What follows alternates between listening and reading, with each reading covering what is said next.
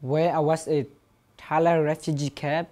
Every day of our life, every morning, my parents will wake me up at 3 a.m. where to travel 2 hours to get to the place where my father make a trap. 18-year-old Shamo La remembers foraging for food in the forest with his father and brother. We just go back into the forest that close to our village, and then we go look for bamboo shoot, vegetable, and then any vegetable that we find, we just get it, and then in order for us to have to eat in the next day. One day his family got the news they were moving to the United States. They ended up in San Diego, and La started high school. The first day when I come to Crawford High School, I don't know how to speak English. If you think about what it would be like to pick up and move at a high school or secondary age, and not only to move to a whole new city, but to move to a new country, to move to a new language, to move to a new style of society. A Western society is very different. That's Sky Cook Pignon. She teaches in Crawford High School's New Arrivals Center.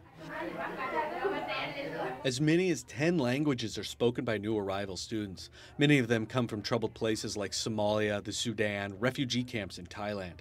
This intensive class was created for students who have big geopolitical situations hit them head on. The kids come to us, and many of them have had situations that have caused them to either had an interrupted amount of education or no education at all. They start at the very beginning. So we're realizing that we have to teach them sometimes how to be a student. For 7 years, the San Diego Unified School District has given students new to English and new to school a special class to help them grow into American high school life.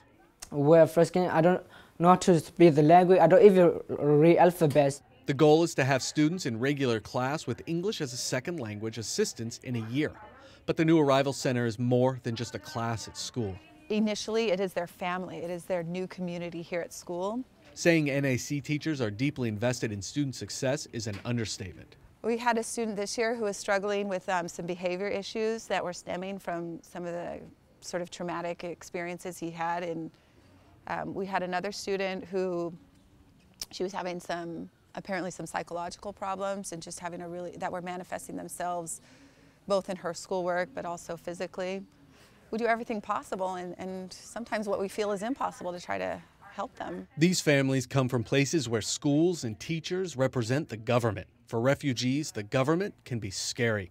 Combine that fear with a language barrier, and many refugee families are unaware of what's going on in their child's school.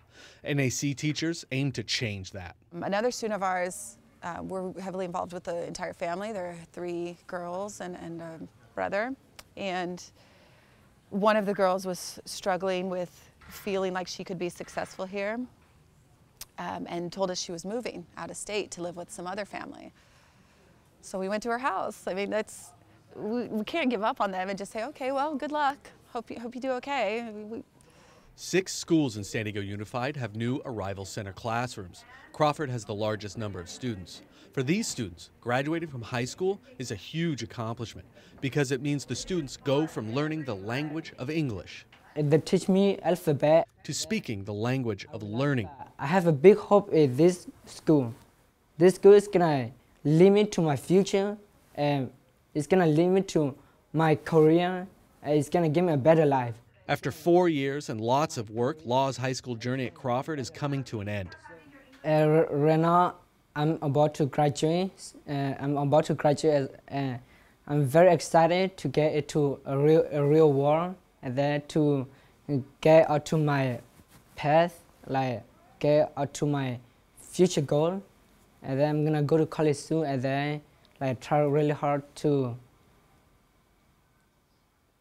get my nurse degree, and then get my ND.